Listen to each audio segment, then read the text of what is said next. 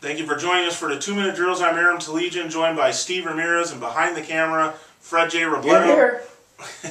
We want to mention Slaters 50/50, our fantastic blog sponsor. Go into any Slaters 50/50 around the Southland, mention Fred or mine's name, and you'll still pay full price, but at least they'll know you're cool. Okay, so let's get right into this. Mid-Valley Division, the Elite Eight is set. The big game that we kind of knew was going to come off. They're all big, Freddie, right? But this one, boy, you talk about a game that's really, really, really tough to call, and has fans kind of scratching their heads as to who's going to win this. San Marino, 9-2, hosting San Dimas, 7-4. San Marino started the playoffs with their usual high-scoring win, Stevie, over Bell Gardens. And San Dimas started the playoffs by whipping Gabrielino.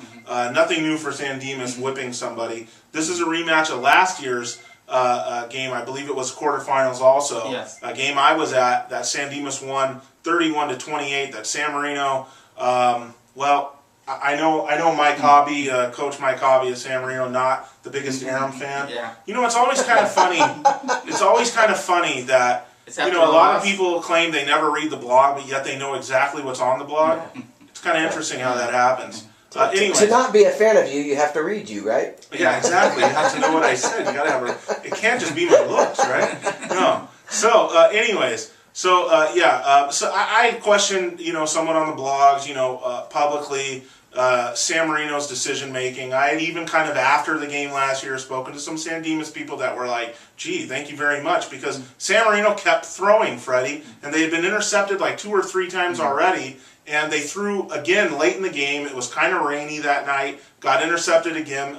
Mitchell Giles, I believe, intercepted it. Or maybe it was Denzel Mitchell. I'm not sure which one. But San Dimas goes on to win the game. And it was a game that San Marino probably could have, should have won. So you have that setup going into this year's game. Plus, these teams are just fantastic again. Right. So stage is set, man. Yeah, and they're a little different. Obviously, that game last year, San Dimas had Jake Payton, who, if they had him this year, I mean, he would have been, their best player. Their big he went to Bonita. His season's over. San Dimas has continued to play well. And San Marino, as Steve pointed out, they're not the same team defensively. That team last year was a juggernaut. They were hard to score, and when you look at that score, it was kind of low scoring. I don't think that's going to be the case this time. I think the challenge for San Marino, when you look at what San Dimas has done the last 4 or 5 weeks, the way they just absolutely crushed Pomona in the Valley Vista League final championship game. I think they won the Valley Vista League by an average of almost 45 points a game. And even last week against Gabrielino, a decent team in the Mission Valley, that was 45-3 at halftime, running clock in the fourth quarter. I don't know, before they took off the dog. So San Dimas has got it rolling. This is what the Wing T, the Wing Z does when it's rolling. It's hard for teams that don't see it on a regular basis. San Marino's going to have to figure out how to defend that. And look, last week, Steve pointed this out. They gave up a lot of points to a team who doesn't typically score a lot of points. So the challenge, 34 points. The challenge for me is San Marino going to be able to stop them enough, or are they going to be able to outscore them, which is tough too? Yeah, like I said, San Dimas is on a roll. They're in their comfort zone where they're playing teams who are less talented than them, or on equal basis, and with the system they run, that allows them to score a lot of points. And when you talk about San Marino defensively, when they've played teams that are an equal talent or maybe a little better than them, that's when they can't seem to stop these teams. A case in point was earlier in the year when they played Crescenta Valley. Their offense was rolling, and they could not stop CV, and they lost that game 56-53. I think this game is going to be somewhat like that, because San Marino's offense is pretty good. Yeah, and before it goes over, this is why I'm not a coach. I don't understand this all the time, but when I watch San Dimas against Pomona, and I've seen them, I can't understand how easy it is for them to get big chunks of yards. I mean, maybe that's great offensive calling, maybe that's the way that they're set up. But they get these big chunks of yards against good teams, and they make it look so easy. Yeah. Now, I didn't see that earlier in the year. Maybe it's because they were playing Bonita, or you look at they played Monrovia early on when they were still trying to figure it out. But my God, this team, the way they score, they do it so easily that you've got to be concerned if you're San Marino and you're looking at these tapes the last few weeks. It's the wizardry of the Wing Z. It helps to have that kind of Wing T offense installed.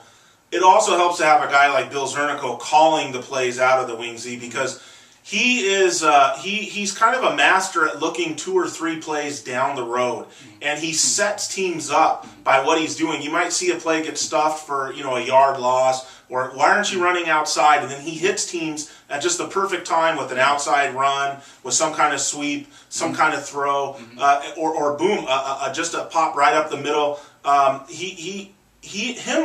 It's 2 things. It's the offense itself. Forces the defense to watch the ball, see where everything's going, which is hard for high school kids to do, to stay that kind of discipline. They don't want to defend that kind of offense, Freddie, Stevie. They want to rush the passer and play coverage. That's fun to play defense. Well, I'll tell you what San Marino doesn't want to do, Steve. They don't want to fall behind, because when San Dimas has a lead in a team, they're like a heavyweight champion who's just going to beat you. You could say the same thing about San Dimas. They don't want to fall behind either, because they're not meant to throw their way back into the game. You're absolutely right. I mean, there was a game years ago, one of the greatest teams I thought they ever had, and they went in to play Rosemead. This was the year Rosemead played Parakeet for the title game. I had San Dimas as a huge favorite. A couple turnovers in the first quarter. They fouled behind 20-0 like that. You're right, Aaron. Took them out of their element. They started trying to throw the ball, do different things that they couldn't do. They don't usually do, and they could never get themselves back in the game. So they're a team. They do not want to fall behind against San Marino. It takes them out. Yeah, they can't turn the ball over, because San Marino is good enough offensively to put if you give them the ball on the opponent's side of the field, they're the type of team that can score and jump on a team. Yeah, now we should mention these teams have a common opponent. That would be Monrovia, the division favorite. San Dimas played them to a 26-13 loss. San Marino, not nearly as good of a result, 62-21, although they gave Monrovia a good first quarter scare. I think Monrovia was shorthanded. They had some personnel, important personnel, that actually didn't play in that San Dimas game, if I'm not mistaken. But like Freddie said, San Dimas has kind of seen it all because of that tough non-league. They played Diamond Bar, who's still going in the playoffs. They played Bonita, who was a quality team, obviously. They played Monrovia, obviously. They played Los Altos. Yeah, they played Los Altos, who's still going. Fantastic non-league schedule that has them rolling. I just think their offense will keep the San Marino offense off the field, and I have San Dimas advancing. What do you guys think? I have San Dimas. Like I said, I think it comes down to San Marino being able to stop people, and they just haven't been able to stop teams when they're at equal value. And I think this is the money game too, because I think the winner of this goes on to play for the championship. With all due respect to Sure and Arroyo, which are on the other side, I think these are the best 2 teams on that side of the bracket of the 4. And I really do think the winner is going to wind up advancing on. And I like San Dimas. So this is, again, from the very beginning, I've called up Monrovia San Dimas in the championship game. I picked San Dimas to win the Mid-Valley Division. I know that a lot of Monrovia folks are going to say, he's just... Talk about a wise guy pick. He's just homering again. Yeah, you talk about a wise guy pick. But there's something about the way they play and the way they play Monrovia when they get in those games. I know that's down the line. But I do. I mean, you talked about San Marino giving up 60-some points to Monrovia. They give up a lot of points. You give up a lot of points, you're not going to stop a team like San Dimas. So I like San Dimas. I think San Dimas is going to score 40 or more points. So for San Marino to win, they're going to have to win one of those Arroyo, Baldwin Park, 55-51 type of deals. They have the offense to do that. Yeah, that's what they're going to have to do. I think it's going to be like their game against CV. I'm picking San Dimas, and it's going to... I'll tell you what, don't underestimate. We talked about how teams don't see this San Dimas offense. Well, Hobby saw it once. He is a very good coach, despite what he thinks of me, despite what I think of him.